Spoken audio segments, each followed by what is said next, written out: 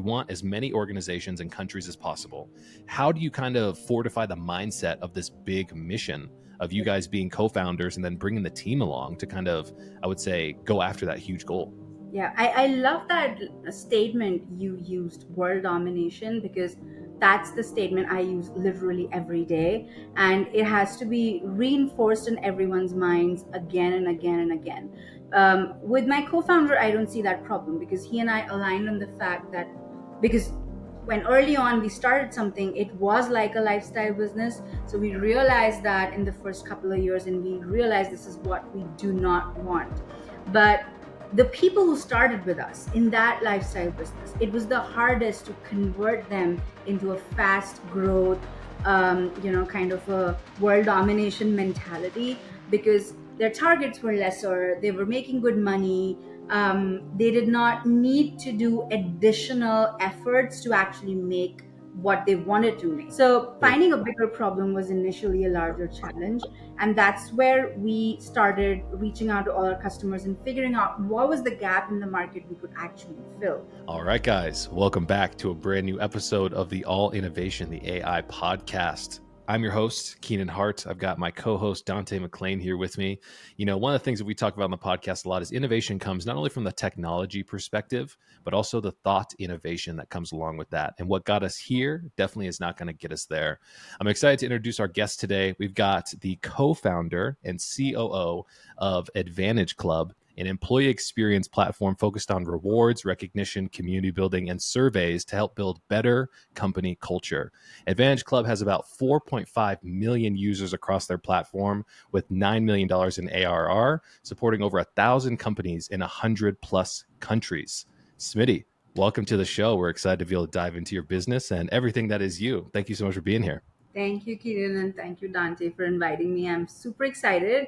And looking forward to have a really exciting conversation. Smiti, I'd love to start off with your initiation story. So not everyone chooses, employee engagement, and especially, in the world of HR, it's not everyone's initial dream. And so I'd love to start off with your initiation story, why you started, and you can kind of pick that apart along the way. Yeah. So, first let me talk about entrepreneurship. So becoming an entrepreneur is not something which happened to me overnight. It was not like I had this magical realization in a dream and then I woke up and I'm like, hey, I gotta start something. This is literally something which was very planned, and me, and not just me, even my co-founder, we met at UCLA, and since then we were very clear that we wanted to start something of our own eventually. So it was all a question about what to start and when to start, and how do you want to proceed in that journey of becoming an entrepreneur. So HR tech happened by chance. Entrepreneurship didn't. So initially, when we started off, we kind of had this Excel sheet, and we had this spreadsheet, Google Doc, where we used to write down all of these ideas we would think of, and we would be building in parallel, which we wanted to eventually create into a venture. Ironically, there were, I think, 108, 109 ideas on that sheet, and Advantage Club was like the 109th idea. So it was crazy. And when we started building seriously, our first idea was not Advantage Club. We were actually building something as a B2C travel company earlier. It was not what you see in travel today. Ironically, that idea still does not exist in the market. So I'm not going to go too much into it. But that's what we started building. We built the initial, MVP. We started, figuring out how do we start marketing it. And that's when we decided to switch the idea to Advantage Club. And the idea of switching to AC came from the fact that me and my co-founder, we were both working with Microsoft. And before Microsoft, he used to work with Amazon. So he switched from Amazon to Microsoft. And for me, the world was still Microsoft. And I used to enjoy their great culture, the great perks and benefits and recognition programs they used to run. And when my co-founder moved from Amazon to Microsoft, his world completely changed. So there's a huge difference in cultures between both companies, right? So Microsoft is very, very culture oriented. The average tenure of people in that company is on an average 8 to 10 years. And it was very normal for people to stick around for 10 years, 20 years, and not even think about moving, even though there were so many companies giving you a lot of amazing offers. And with Amazon, what we observed is that people churn every couple of years. And Mm. it's such a common thing that when we had farewells in Microsoft, the questions would be, why the hell are you leaving?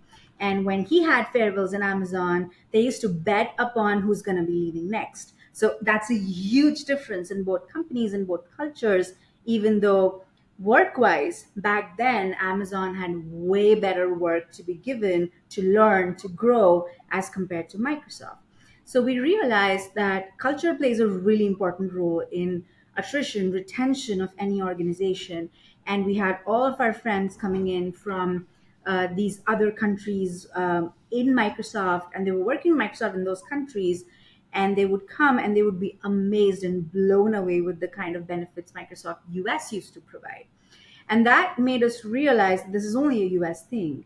Globally, there is still a gap across employee engagement softwares and companies who are able to provide that benefit structure for organizations to make it easy to retain their employees.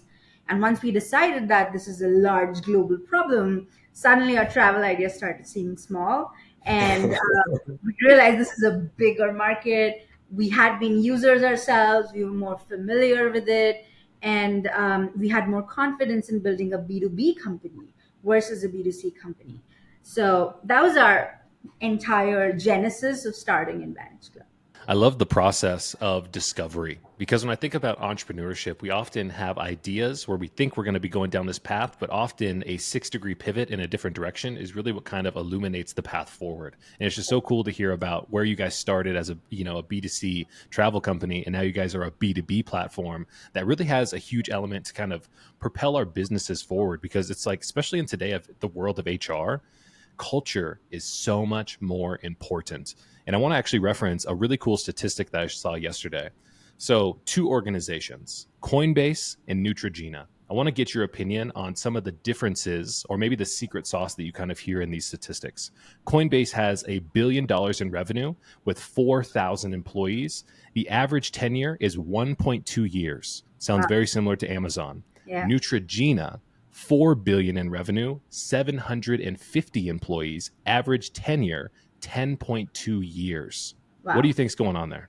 Yeah, so I think it's the same logic, right? Which I was doing a comparative analysis between Amazon and Microsoft. And I think one major difference beyond culture, and you can just link it to culture as well, is how well you recognize your employees on their achievements and how stable they feel when they're working with you. So Coinbase is a fast moving, similar to Amazon, right? Really fast moving. You have numbers to crunch, you have 100%, 200% growth year on year to bring in. So there's naturally a lot of pressure and there's a lot of madness in the process, because of which people end up feeling overstressed, overburdened. And if you don't take the corrective measures to retain them or recognize them for their efforts, they're going to eventually switch out. And something like a Neutrogena, which is less, maybe I wouldn't say less hungry, but I would say less aggressive in terms of their growth in the market. It's an easygoing, better culture. So I think both companies are also on a very different level in their stability. So Coinbase is still, trying to become the market leader. Neutrogena, in the at least certain products, they already are, kind of they've picked up their place. Like, I would only use Neutrogena products. I would not use any other face wash. I would not put anything else on my face, right? So the same can be said for Coinbase. They're still in a competitive market. So I think that's where cultures become important. If you are an aggressive, fast-paced growing company, you need to care more about employee satisfaction, more about culture, as compared to a less pressurizing job. Yeah, I completely agree. One of the things I really want to touch on really quick is kind of a segue in how we connect our episodes. So, our previous guest on the podcast wanted to ask you a question. Now, he's the CEO and founder of a company called Buffer Springs. They have a specialty in placing veterans into businesses, large organizations, and it's an amazing mission. Now, because we're talking about culture here, he wanted to give an instance of DE&I is a really popular topic across all landscape of business. And his question for you was, what innovative strategies have you implemented to address DE&I? And have they had an overall impact on your business performance? And do you have data that shows the impact that they've actually made? So, first, amazing initiative. I think veterans, general people who've served in the army or anywhere else. I just feel they're amazing hires because they're very disciplined. They're really accountable. You can depend on them, and they have spent their entire life practicing incredible discipline, right? And you compare them, I think age wise, you compare like a veteran to a non veteran.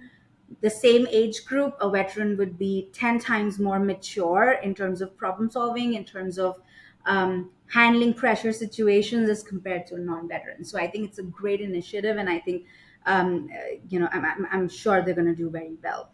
In terms of DE&I, well, we started off as a rewards and recognition company, right? But what we have evolved as a product eventually is because of our customers. So our customers come up with problems they are facing, and we try to figure out solutions, and we build it in the product, and eventually we've created like an end-to-end experience program. So the problems we've seen companies face with DA&I, which we've tried to address, is one around belongingness and community building. So when you are say 1,000 people in one single company, you are 1,000 people working towards a single goal, but you're 1,000 people who come from multiple backgrounds. You have different thought processes from different countries or races, or even you might think differently in terms of your orientations. D&I also includes things like getting people with disabilities to be treated equally in the organization, and it directly impacts your engagement. It directly impacts how people stay with your organization, how much people stay with your organization. So our community program tries to do exactly that. So through our employee resource group structures, you could create communities for diversity, equity, and inclusion, where we have things like pride clubs, we have things around ability for the disabled, we have new parent support groups. So it could be handled in like 5 different ways. It's not a single mechanism that, okay, hey, you're doing something around LGBTQ, so you're doing everything related to DNI. It's very, very vast. And every company has their own strategy. And as a platform, we try to digitize it for them. Like, to give you an example,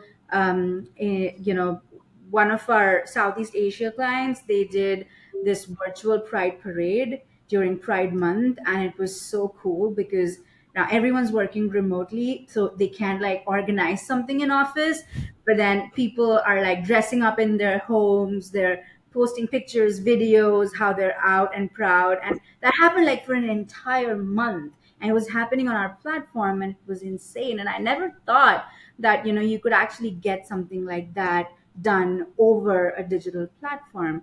So in terms of impact, I think there is a direct impact of what your DNI initiatives do and how you can bring belongingness for these people. And we've also seen companies run special rewards for DNI candidates. We've seen, even from a platform perspective, we've seen companies ask us for that, so we've built it in. Like our website is optimized for visually impaired people as well, so you can have even like our communication mailers. There's like a colored version of it, and then there is like a documented version of it, so that if you have like you're colorblind or you have issues with too much of variation in colors, then that level of mailers go to those kind of people. So we've tried to build those things in, and it's really all client based. So when a customer asks for it, we just know that this is a problem and we try to fix it. So I want to talk a little bit about the founder side, right? So over 4 million users in 100 countries, you're impacting so many lives. But what did it look like going from, the transformation from a rewards and recognition software to more of a holistic employee engagement software, like taking it all the way back to when you guys first started? What was the journey from going from 0 clients to your first customer? It's been amazing. I think it's been insane, but it's been amazing. So when we started, we started off with a very simple idea that we're going to create something which gives perks to employees in different organizations, because as a company it's hard for you to consolidate perks for your employees and drive these benefits. um, it was a good idea, but it was also at the same time, I think, a nice to have, which as first time founders, a lot of times you don't realize that this is a nice to have or it's a must have, right? So we ran that idea for a couple of years. We were still getting business. People were still willing to pay us for the product. But when you actually do your target addressable market calculation, you realize the TAM is really, really small. So over the next couple of years, we were constantly thinking, how do we make this better? And how do we increase our market? And how do we actually build this, which could eventually become $1 billion company? Because currently, the one which we're running clearly will not. So that was the whole thing. That was the biggest challenge in the initial couple of years, when we'd just be brainstorming what else can we do and how can we make this a really, really big company. We did not start Advantage Club to become a lifestyle business. We were very clear on that. If we wanted to build a lifestyle business, I would not have done something in software. I would have done something which was maybe like a retail, or something which is more sustainable in the long run.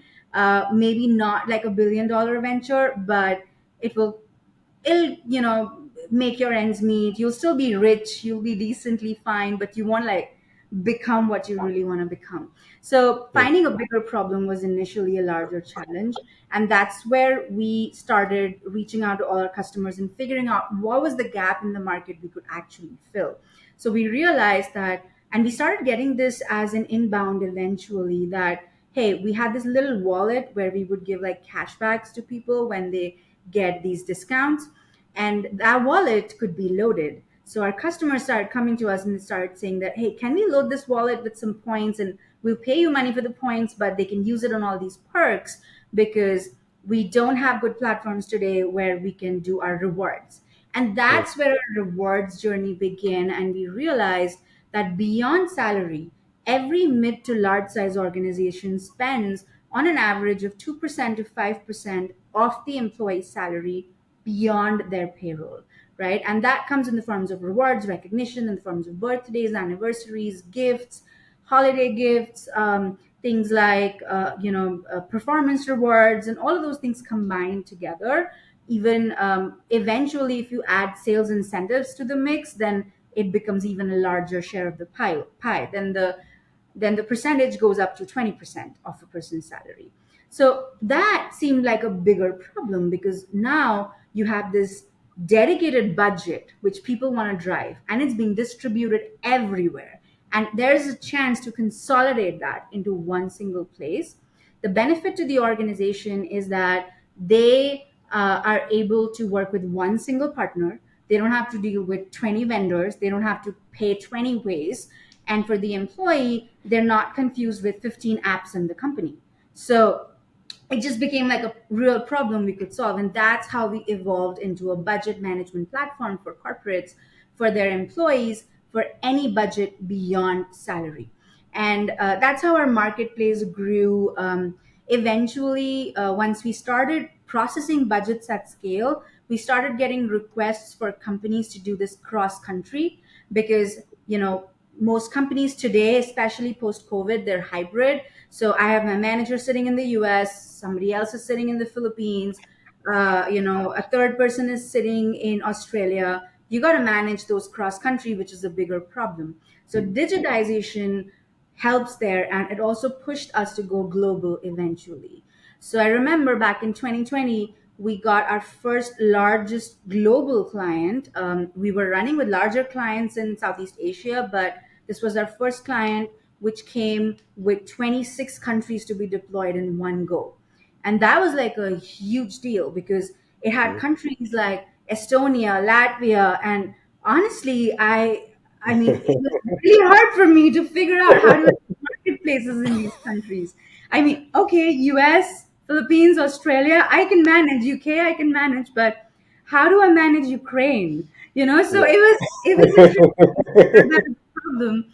And we started partnering with these global aggregators across geographies. We created something called as a Star Alliance. Funny name. There's so many Star Alliances in the world, but there were 12 aggregators who came together. They were helping each other with their marketplaces, and we started building from there. So global expansion was also a very large problem, which we were able to crack. And today, luckily, touchwood, we've been able to expand to more than 110 countries. We can cover, products worldwide, ship anything, anywhere. But it's not been an easy journey. It's been really, really hard to manage that. And every time we see additional engagement programs on top of it, we keep updating those. Like recently, we've added surveys, we've added mood meters, we've also added things like games on the platform, so people can actually play like chess cross country with each other within the same company. So they've added like those cool modules which really help drive engagement, but it's been a very iterative process. We're still in iteration. Like right now, we're rebranding to AdvantageClub.ai because AI is everything. So, and my co-founder comes from an AI/ML background. So he was ironically one of the first people who wrote the, within, there used to be Amazon's Kindle Fire.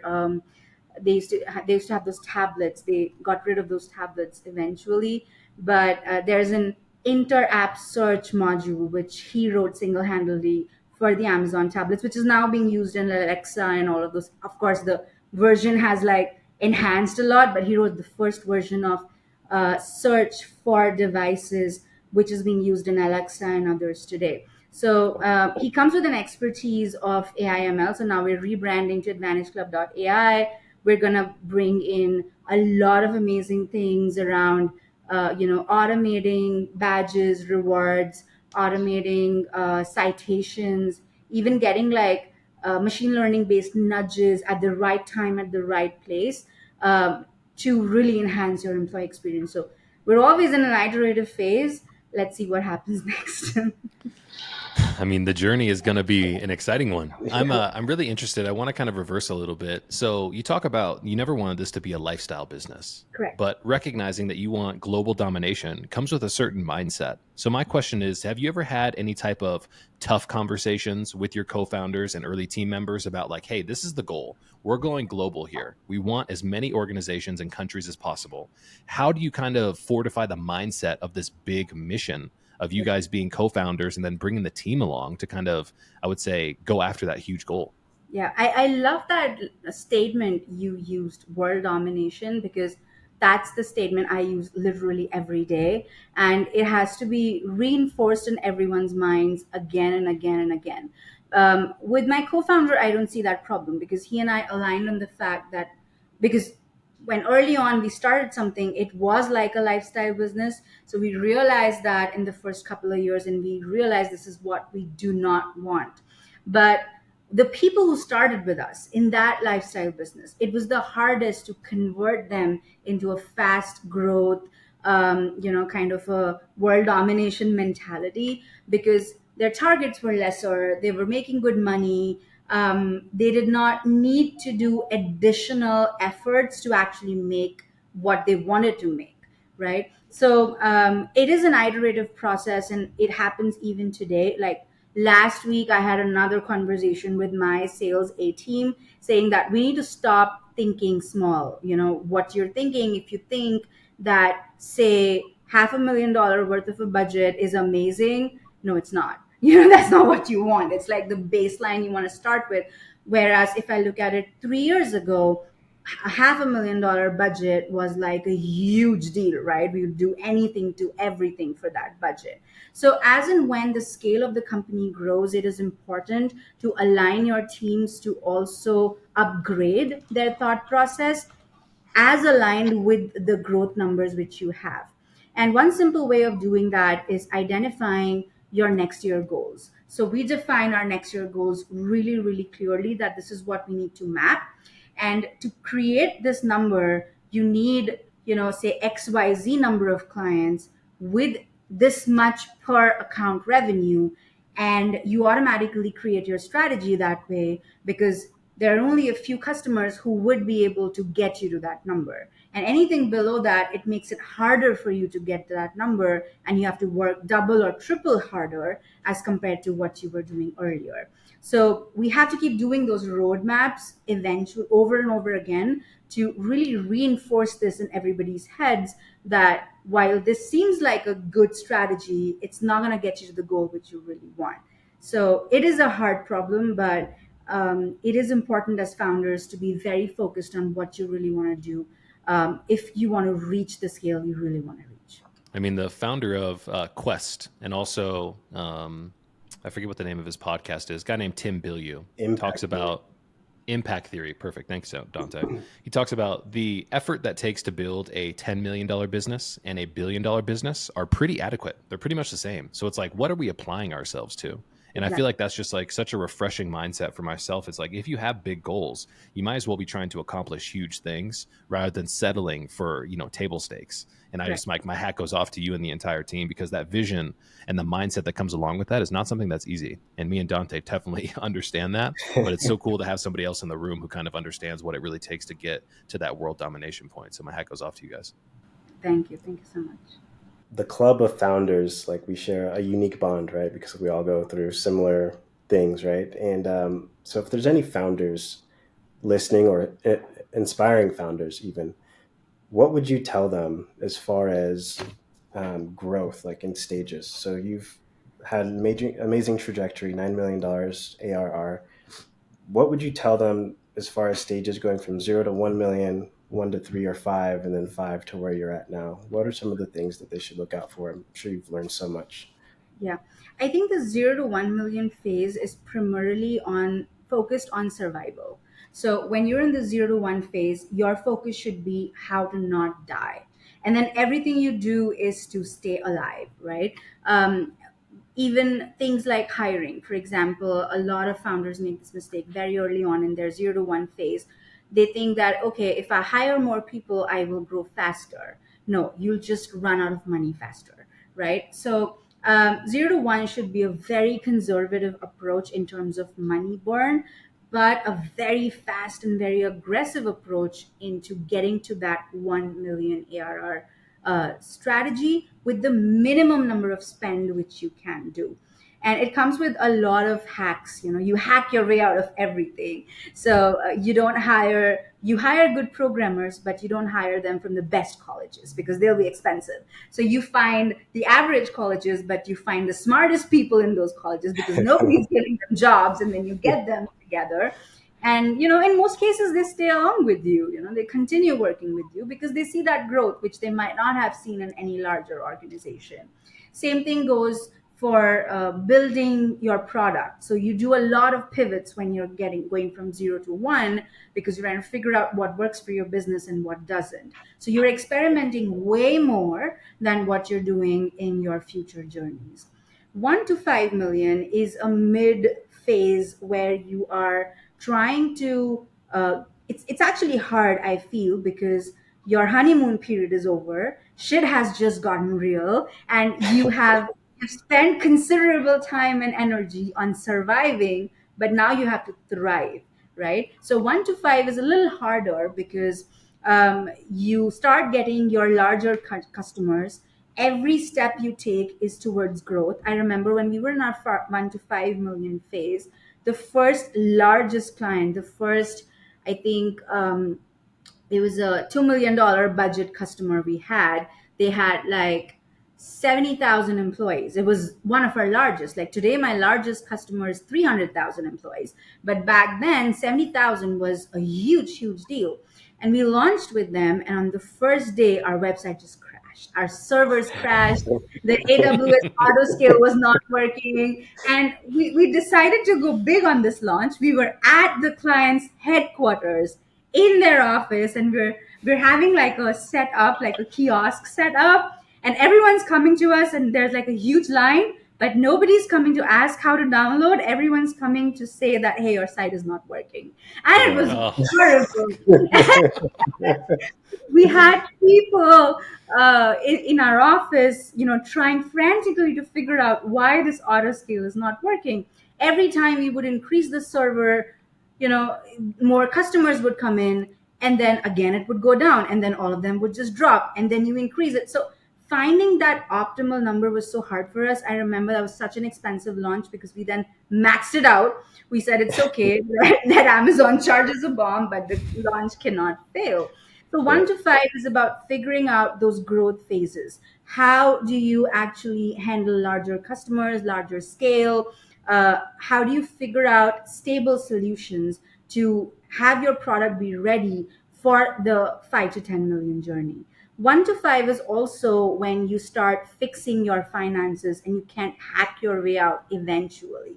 So you have to start fixing your compliance. You're doing larger customers, you got to be more compliant in terms of any sort of certifications you need. Your tech needs to be really strong. So those are like scaling problems which you start dealing with. 1 to 5 is also when you start hiring more people. So you start learning how to manage people, because managing people is another ball game altogether. So you start getting mid-level mentors, managers, and that is also another challenge in itself, because you have to like figure out how your company culture is going to be built. And 5 to 10 is when you figured the basics out, you know how to get things done. And 5 to 10 is hard because now growing 20% month over month on 1 million is easier than growing 20% month over month on 5 million. So the amount of effort you got to put to get to that 5 to 10 range is humongous. And you're not enjoying those fast growth phases anymore. Your product is stable, but especially in B2B, like what I've observed, irrespective of how much money I throw in Advantage Club, my growth cannot be like 600% year on year at this stage. It cannot be. The max I can do is like a double, or worst case, like a triple growth in a year, but I can't grow 5 times a year. So naturally, getting 5 to 10 is a little slower. And that's when you start getting leadership, you start building your second level team.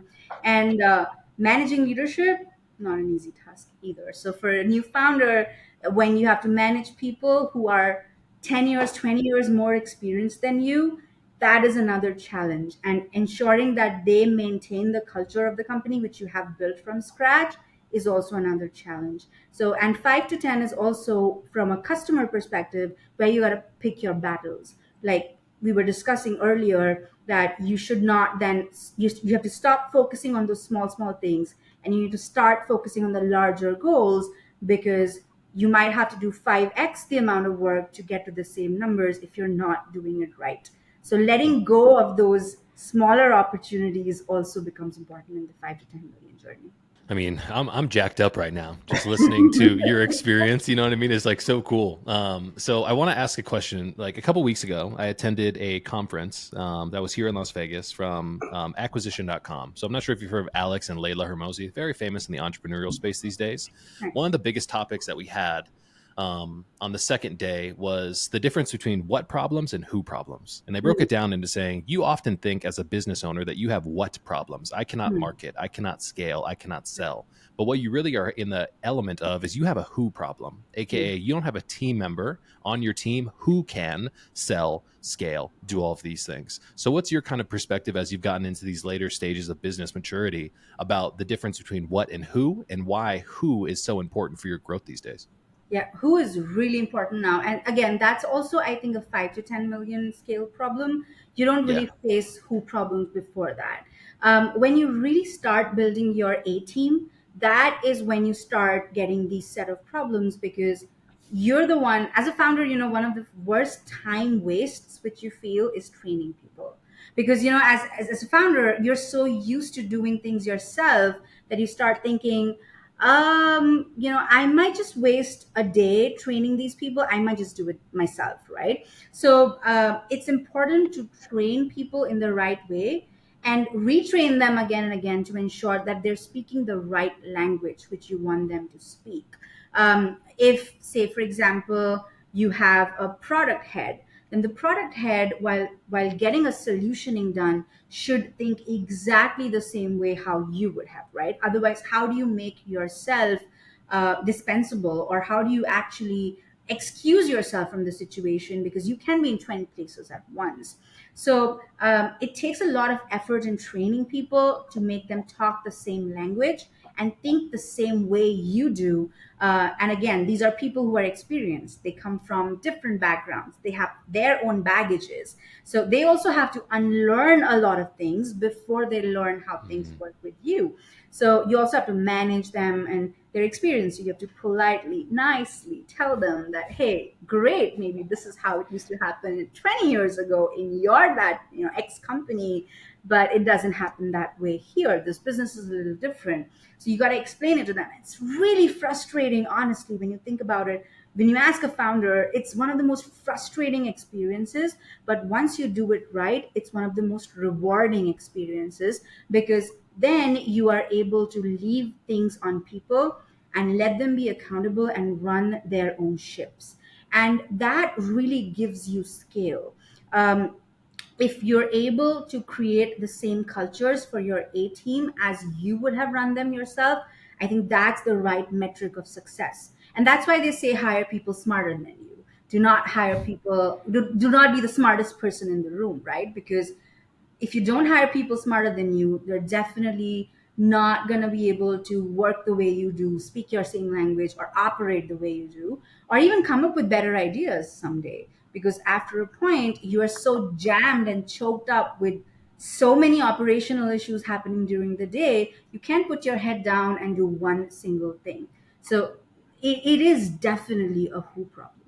Yeah. Was that scary for you? Hiring people who are smarter than you kind of in your early Oh, days? not smarter than me. I mean, that's something I was very clear on, because I was used to working with people smarter than me, right? So I was working around people who were literally scientists and had like insane knowledge over things. And the same thing went for UCLA. I was not the smartest person in my batch in UCLA. The funny thing is, when we were going to UCLA, there was this well, we were all Indians going to UCLA, right? So we were around 60 Indians going to UCLA, and some smartass decided to create a list of GPAs, and we were all ranked on the basis of GPAs, and I was second last in the list. So I knew where I was going. I was like, oh, I'm going to be the stupidest person out there. So I was it was very intimidating, considering in my previous colleges I'd always been like the class topper, and suddenly I was like in the bottom two instead of the top two, right? So I kind of became used to working with people smarter than me, and I realized it's very rewarding. But what was scary for me is hiring people under me who had way more experience than me, and that was initially a very uncomfortable piece, which I had to learn and grow. I mean, how do you call them for updates? How do you make them accountable? How do you try to argue respectfully with them in terms of, because you understand your business a little better than they do, because you've been running it for a longer period of time. So that, I think, was a learning curve for me, definitely. I want to talk a little bit about just how things change over time. One of my favorite sayings I tell to Keenan is marketers ruin everything, because we do. And so I'm kind of curious what your acquisition strategy has evolved into over time, just because of the changing and shifting landscape. Yeah. So from an acquisition strategy perspective, of course, everything is digital now. It was not that way earlier, right? So if I had to get a customer in, say, Indonesia, right? I would have to have a team in Indonesia to go and actually sell in that country. Mm. So that problem does not exist anymore. I could have a team based out of Singapore or based out of Philippines, and there's a cultural familiarity, so they can still sell in the Southeast Asia region. I don't have to have a separate team for US and a separate team for Mexico and a separate team for Canada. I can have the same people sell in that entire geography, including US, Canada, LATAM, and I know that it's easy for them to do that. They don't even have to travel. So, from an acquisition strategy perspective, it has changed from a per country or even a per city. I mean, you had to be literally in the same city as them, to Mm. a per regional geography perspective, where you need to have some regional familiarity to understand how a geography works to sell better, but you need not be right next door to them, right? So that's the first thing. Second, which has changed, is earlier we did not have a lot of concept about people spending on their, or companies spending on their people, right? And that has changed now. So from a spend perspective, companies do want to spend on their employees to retain them, and it becomes a really reasonable way of retention. Instead of doing like a 15% appraisal, you just spend like 2% of a person's salary on their recognition, and they end up staying. So because the concept of budgets has increased, there is also an acquisition strategy of budgets beyond just rewards. So we're seeing well-being budgets, we're seeing travel budgets, we're seeing food and entertainment budgets, which are being driven. So when we go to a customer, we don't tell them what to do. We ask them what they're doing for their employees, and we Mm. consolidate it all together. So they don't have to create a new budget to work with us, but we're able to streamline all of them together, which was not there earlier. I mean, pre-COVID, we'd have to literally figure out companies who would have those measly budgets, and they're not there for most of them.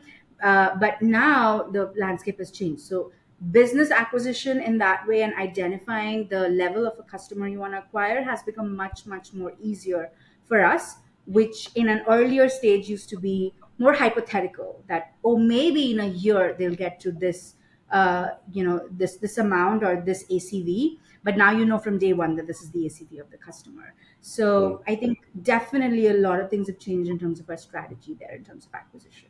I mean, this has been so insightful for me because you've touched on so many different areas of what it takes to truly grow a business, these tactics in which you're doing it, the plan for world domination, how we're building teams, difference between what and who problems. I want to touch on, as we kind of land the plane here in our last couple of minutes, what does work-life balance look like to you?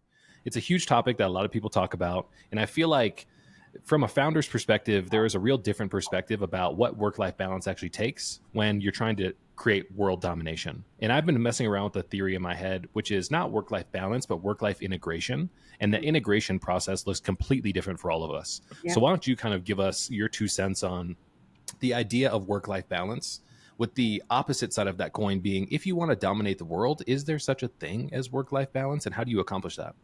Yeah. So it's funny you said work-life integration. Again, I was literally going to say that as my first line to response to your question, that there is no such thing as work-life balance in a founder's life. It is always integrated. And for me, the integration is even higher because my co-founder, we're married now, right? So we're just working all the time. So we're at home, we're together, we're in office, we're together, we go out on dates, there's nothing to talk about other than work. So there is no such concept of, hey, now we're working and now we're chilling. It's just combined together. So and I think it's very important to acknowledge that as a founder, that you are having an integrated setup now.